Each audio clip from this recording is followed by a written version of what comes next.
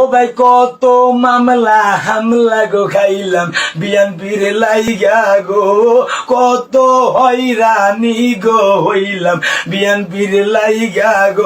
আমার জীবনটারে বিলাই গো দেমু তারে কি আর লাই। আরে বই করব না বুলেট বোমাজি আর সৈনিক রে, কইছে খালেদা জিয়া রে, সবাই মিলে যাব গো এবার ঢাকার শহরে। আর কি মায়া লাগাইলা রে খালেদা যে জনগণের।